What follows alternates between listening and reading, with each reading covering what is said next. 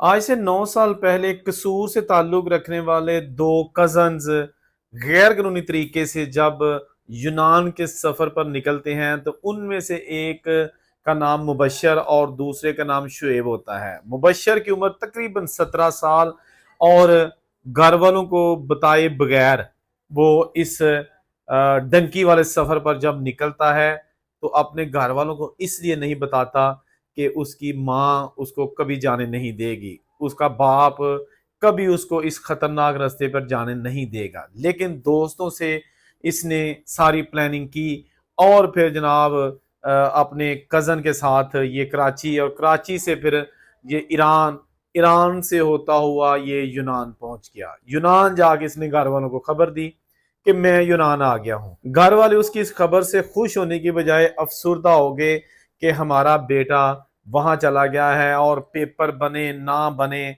लेकिन अब हम जनाब अपने बेटे को तरसेंगे। यही हुआ।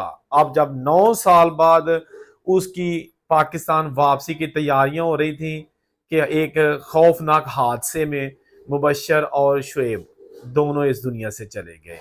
दोनों गैर शादीशुदा थे और अपने घर वालों की आंख का तारा थे, जिस तरह के दूसरे तमाम हम सब लोग होते हैं। ये जो मुबशिर है, ये अभी बिल्कुल इसकी थोड़ी सी उम्र थी और यूनान जाके सेट हो गया। और जो अभी रिसेंट हादसा हुआ जिस एक कार के साथ, उसमें 5 पाकिस्तानी थे और ये दोनों मुबशर और शुएब भी उसमें शामिल थे। ये तो जिंदगी की बाजी हार गए, लेकिन अशफाक और साद नामी लड़के भी इसी गाड़ी में मौजूद थे जो कि इस वक्त शदीद जख्मी हैं। अब हम बात करेंगे कि जो हमें इंफॉर्मेशन मिली है, ये जो मुबशर है इसका एक भाई छोटा वो जर्मनी होता है, लेकिन वो स्टडी वीजे पर गया हुआ है। इसका एक भाई जो मुबशर अभी यूनान में हादसे में इस दुनिया से चला गया है। कुछ साल पहले इसका बड़ा भाई भी हादसे में दुनिया से चला गया था, लेकिन उसका हादसा बाहर के मुल्क में नहीं बल्कि पाकिस्तान में ही हुआ था। तो जब इसके बड़े भाई का हादसा हो गया था तो उस वक्त से लेके इसके जो बूढ़े पेरेंट्स हैं, माँ और बाप दोनों माशाल्लाह हयात हैं, लेकिन वो इतने गमजदा हो चुके हैं कि पहले बच्चे की मौत ने ही उनको बहुत ज्यादा तोड़ कर रख दिया था। अब जनाब मुबशर 9 साल से जो पाकिस्तान नहीं आया था और अब उसके इंतकाल की खबर आ गई, तो पता चला है कि जनाब वो अब उसकी कल जो है ना वो बॉडी जो है ना कम्युनिटी के हवाले की जाएगी और उसको गुस्ल दे के उसकी नमाज जनाजा वहां अदा कर दी जाएगी।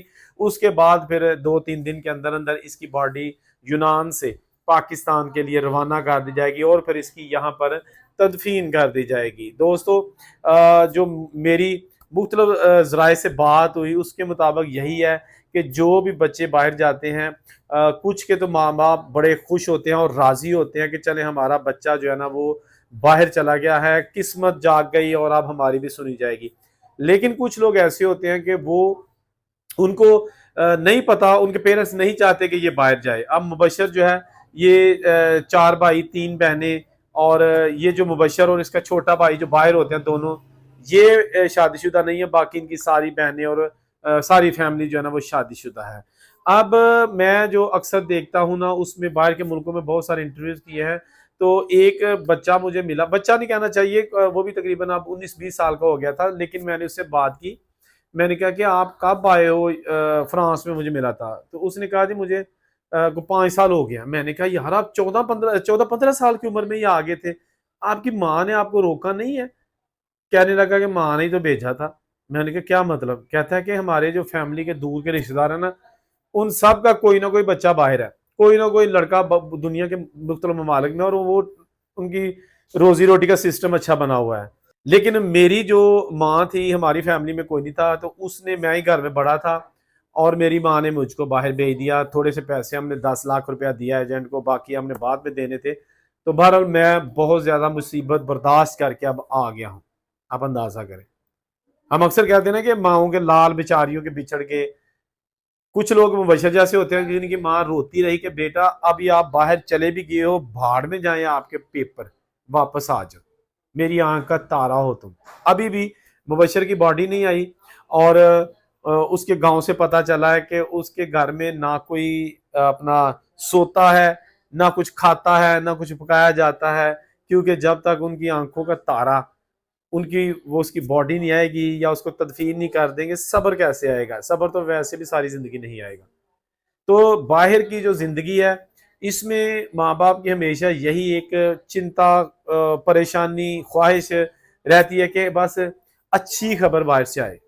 हम सब जो ओवरसीज़ पाकिस्तानी हैं या वो लोग जो वीडियो देख रहे हैं, उनके बच्चे बाहर के मुल्कों में हैं, 24 घंटे दिल धड़कता है। 24 घंटे यही होता है कि खैर की खबर आए। पीछे बहुत सारे ऐसे नौजवान हैं जो पेपरों के चक्करों में उनकी आधी फैमिली की शादियाँ हो गई हैं।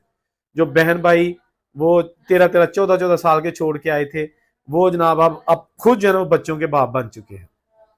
वो माँ बाप जिनसे वादा करके आए थे कि अम्मा जल्द मैं आऊंगा, पेपर बनेंगे तो मैं फौरी तौर पर आऊंगा और आपको साथ लेके जाऊंगा, वो माँ बाप भी दुनिया छोड़ गए, रह गया रब दा नाम।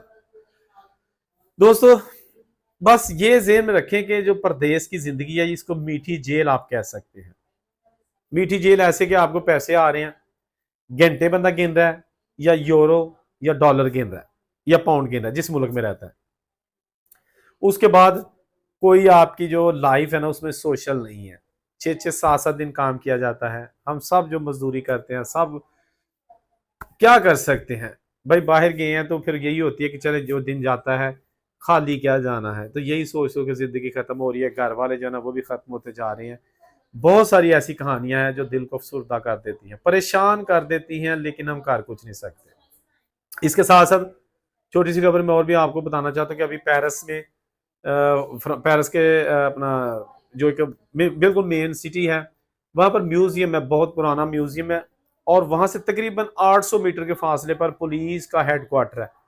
उस म्यूजियम में से एक बहुत ही बड़ी चोरी या डकैती कह सकते हैं हुई है। 3-4 रुकनी गिरोह ने बड़ी प्लानिंग के साथ उसके जो फ्रेट लिफ्ट होती है उसको यूज करके, और दूसरे जो एंगल्स हैं वो यूज करके, वहां जो म्यूजियम में हीरे और जवाहरात के बने हुए नायाब तोहफे थे, चार्ल्स लुइस चहारम के, और इसके साथ साथ जो फ्रांस के पहले जो सरबराहान थे और जो बादशाह टाइप लोग होते हैं, उनके जो बड़े बड़े हार जिसमें हीरे और बड़ी इंटीक यूनिक चीजें लगी होती थी, वो चुरा के ले गए। कहा जाता है कि इनकी कीमत बहुत ज्यादा है, और कीमत से भी बढ़कर ये चीजें अजायब घर में जो होती हैं ना, वो कीमत की बुनियाद पे नहीं रखी जाती, वो एक यूनिक तोहफा होता है। तो आप अंदाजा करें कि फ्रांस और उसका शहर पेरिस, और फ्रांस को तो वैसे ही यूरोप का दिल कहा जाता है, और पेरिस को पूरे फ्रांस का दिल कहा जाता है। वहां पर मैं खुद उस म्यूजियम में गया हुआ हूँ। एक से बढ़कर एक नायाब चीज है। तो वो जनाब चोर लेके चले गए हैं। अब अभी तक किसी को गिरफ्तार नहीं किया जा सका, और पुलिस ट्रेस कर रही है सीसीटीवी जो फुटेज है उनको देख कर, या जैसे भी है। तो बात करने का मकसद ये है कि चिराग तले अंधेरा, बिल्कुल साथ पुलिस का हेडक्वार्टर, फेडरल पुलिस, कालियां वर्दियां नीलियां वाली हैं जी, दहशत की इलामत होती है। जिसको मर्जी पकड़ सकते हैं, जिसको मर्जी इन्वेस्टिगेट जो कर सकते हैं उनके पास। और फिर म्यूजियम जिसमें हर वक्त इतनी दुनिया रहती है, पूरी दुनिया के टूरिस्ट या आईफल टावर या इस म्यूजियम में जाना अव्वलियत उसकी तरजीह होती है। तो वहां पर ये वाकया पेश आ गया है। बहरहाल ये दो खबरें थी, सोचा आपके साथ शेयर करते हैं। जहां खुश रहे और उनसे कुछ दीजिए। अल्लाह हाफिज।